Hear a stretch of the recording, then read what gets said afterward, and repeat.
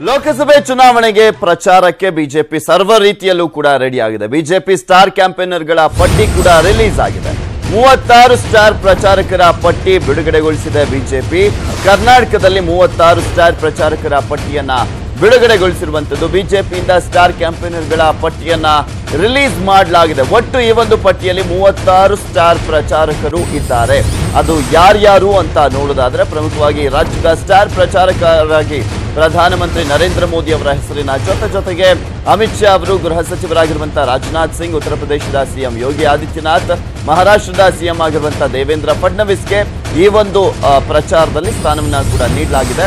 ಇನ್ನ ಉಳಿದಂತೆ ರಾಜ್ಯದ ನಾಯಕರು ಇದ್ದಾರೆ.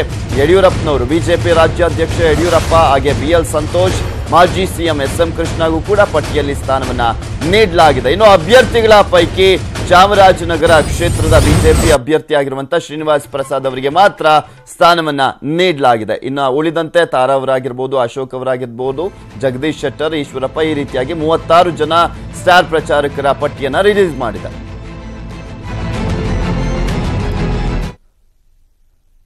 ಮತ್ತೆ ಬಿಜೆಪಿಯನ್ನ ಅಧಿಕಾರಕ್ಕೆ ತರಲು ಪ್ರಧಾನಮಂತ್ರಿ ನರೇಂದ್ರ ಮೋದಿ ಅವರು ಪಣ ತೊಟ್ಟಿದ್ದಾರೆ. ಇದಕ್ಕಾಗಿ ದೇಶವ್ಯಾಪಿ 125 ಸಮಾವೇಶದಲ್ಲಿ ಪ್ರಧಾನಿ ಮೋದಿ ಭಾಗವಹಿಸಲಿದ್ದಾರೆ.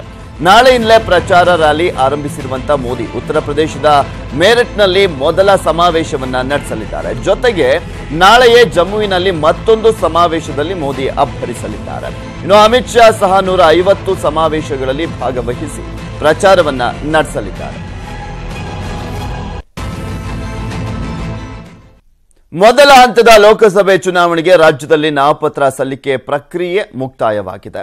ಏಪ್ರಿಲ್ 18ರಂದು 14 ಕ್ಷೇತ್ರಗಳಲ್ಲಿ ಮೊದಲ ಹಂತದ ಚುನಾವಣೆ ನಡೆಯಲಿದ್ದು, ಇದಕ್ಕಾಗಿ 340 ಅಭ್ಯರ್ಥಿಗಳು 452 ನಾಮಪತ್ರವನ್ನ ಸಲ್ಲಿಕೆ ಮಾಡಿದ್ದಾರೆ. ಇನ್ನು ಇಂದಿನಿಂದ ನಾಮಪತ್ರ ಪರಿಶೀಲನೆ ನಡೆಯಲಿದೆ. ಇಲ್ಲಿ ಮಾರ್ಚ್ 29ಕ್ಕೆ ನಾಮಪತ್ರ ಹಿಂಪಡೆಯಲು ಕಡೆಯ ದಿನವಾಗಿದೆ. ಬೆಂಗಳೂರು ದಕ್ಷಿಣ ಲೋಕಸಭೆ ಕ್ಷೇತ್ರದಲ್ಲಿ ಅತ್ಯಧಿಕ ನಾಮಪತ್ರಗಳು ಅಂದ್ರೆ 37 ಅಭ್ಯರ್ಥಿಗಳಿಂದ 46 ನಾಮಪತ್ರ ಸಲ್ಲಿಕೆ ಆಗಿದೆ. ಇತ್ತ ಹಾಸನ ಕ್ಷೇತ್ರದಲ್ಲಿ ಅತಿ ಕಡಿಮೆ ಸಂಖ್ಯೆಯ ನಾಮಪತ್ರ ಸಲ್ಲಿಕೆ.